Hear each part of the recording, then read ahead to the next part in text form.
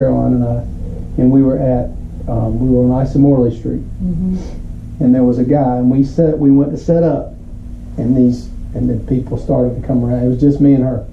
I didn't have anybody else. The other church wasn't there. We were working with the African American church, and they weren't there. Power Church. Is it Power Church or Essence? No, this was Power Church. Okay. This was before Essence. Okay. So we're standing there, and the people starting to come around us, and they're like, what are you white people doing here? Right. That's basically the way we felt. Nothing bothers me. Okay. Started to bother Caroline. There was a young man that came out in the trench coat, and he stood there, and it was 90-some degrees. It was awful. And he stood there, and when he came up, we were set up right here. When he came up, he stood right there for almost an hour. Everybody left. He came and he stood there for almost an hour, and he watched us, and he never said a word. And when the people came from the other church or whatever, I looked up to tell him, because I knew I knew after an hour. I knew exactly what he was doing. He never moved. He stood there the whole time. And I looked up to tell him thank you, and he was gone. So when you wonder. Yeah. So anyway, so she was like, did you know him? I was like, no. So, and I'll tell you another story. Is my youngest daughter, and I think I told you, she tried to take her own life last April. And in July, so we were lucky enough to get her help. And in July, we were down in Marshall, and there was a Latino boy. So she was 15 at the time, and Latino boy's about 14. And she washed his feet, and she prayed with him. And she said, do you have Jesus in your heart?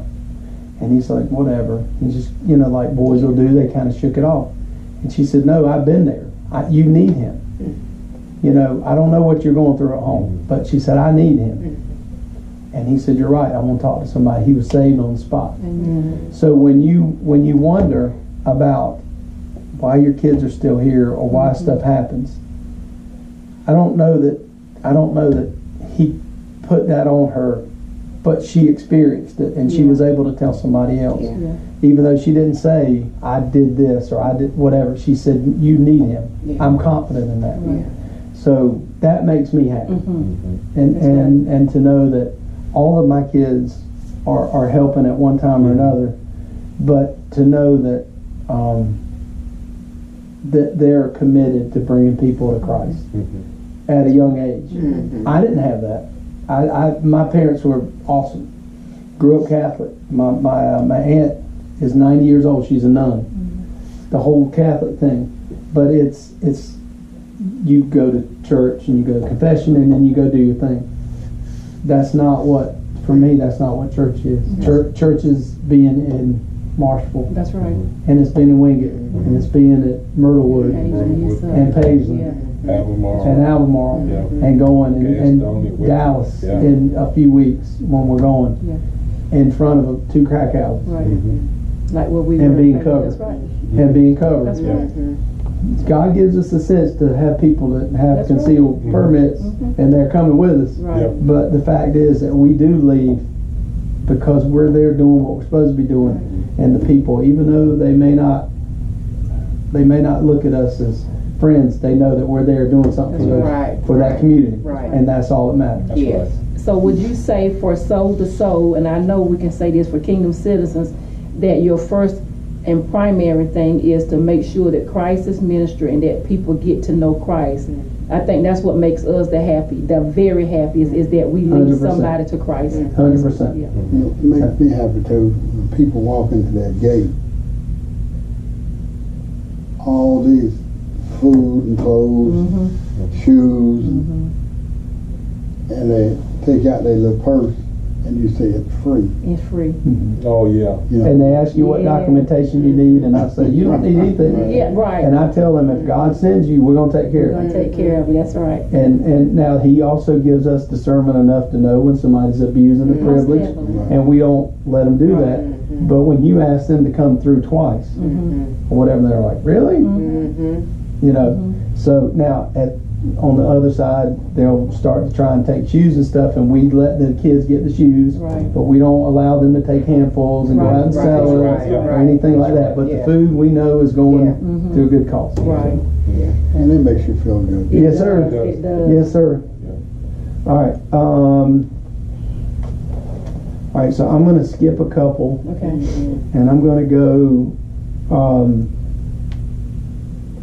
And we already talked about like what barriers you've seen. I mean, people will Yeah. throw those up Yes. always. Who supports your ministry financially? I know you guys do. Yeah. I know that's where your tithe goes. Yeah. But tell me a Yeah. little bit about like outside influence. Really, John, is you know what Wayne and I do, it come out of our tithe. Miss Pearl and Mr. James will help buy the literature, and then if they need to buy a table, they'll buy a table or a tent or whatever is needed.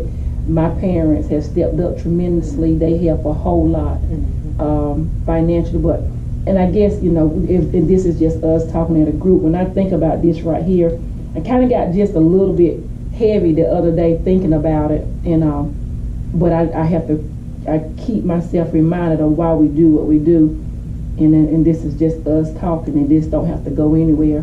When Wayne and I first started Kingdom Citizens Outreach Ministry, we probably had about $25,000 in the bank.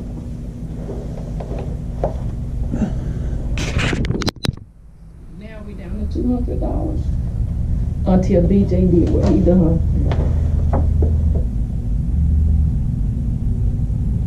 And I can honestly say that I don't regret not now a penny that we spent, because it went towards a truck. It went towards paying insurance for a year on the truck. It went towards buying food. It went towards building. And we saved that money because we knew what God wanted us to do. Nobody knew we had that money, but we took that money To the glory of for God. the glory of God. And when we lost that job the other month, it hurted. But then when BJ told us what he wanted to do, and we was all able to pitch in and raise $3,000, that was still just like God reminded me, I got you. Yeah. But we spent our money.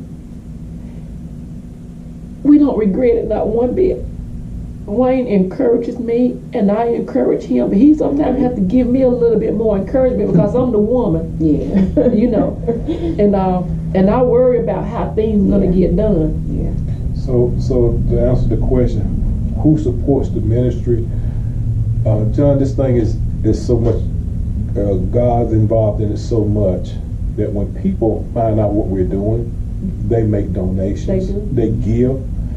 And clothing. They and clothing and shoes. shooting, clothes, shoot, and monetary monies and stuff like that. They want to support, and we don't ask, but they find out that we're doing it, and they want to be a part of what we're doing, so Yes. they give. Because their hearts in the same Because place, their hearts, they in the see- same place as yours. They see what People will not give if their heart is not in the right place. Even $100, and they make, Yeah. let's say they make $1 million a year. Yes. They're not going to give it to you unless their heart is in the right place. Yeah. This It's just the way it is. This young man BJ, he did this raffle with the jersey, and I'm sure you're aware of that. So Yeah. he wanted to do something because he saw what God was doing. He said, "How y'all guys supporting this thing?" I said, "Out of pocket." I said, "Well, you know what? I want to do something to because everything, it takes money to make money, and everything God gives us knowledge, and He gives us finances to support what we're doing. Right. And when God is moving, people see what God is doing in your ministry. They want to be a part of it because they really say, God is really doing something here, and I want to be a part. So to answer that question, who supports? God is our provider, and God allow people to donate into the ministry, and that what keeps us going. Yeah. that was keep us doing, where's food, clothing. We're a 501c3, so therefore that's a plus right there when people want to donate. But for the most part, the financial support of it has come from the team. For instance, like Joy, she just wanted a little bag of shoes, right? Flip flop. Yeah, that's exactly She right. just wanted a little bag. And she got more than she could carry. I mean, Well, and she's getting about 60 pair of black shoes Yeah. for the kids to wear with their uniforms, Miss and they can be boy or girl. Miss Joy, she wanted she wanted maybe 10, 20 shoes. Flip-flop. Flip-flops to We take were back supposed to to give 5 pair of Yeah, shoes. everybody On the team was supposed to give So- 5 pairs. We end up with over flip-flops 700 apiece. pairs. So when Myra found out that what Yeah. was going to take place, she got the school involved and the principal and everybody, and they said, "Oh my goodness, we're gonna trust the move that God is doing in this," and they gave us 800 pairs of shoes. So people when they Just like the last outreach, the word went out that we needed deodorant Yeah. Mm-hmm. and But you know what? You all don't even know this because we haven't had our meeting. The church that was there, Red Cross Church, they're still collecting hygiene products for us. Yeah, That's they're God. awesome. That's God. They're He's awesome. still- they're How'd y'all still- get hooked up with them? Myra, That's awesome.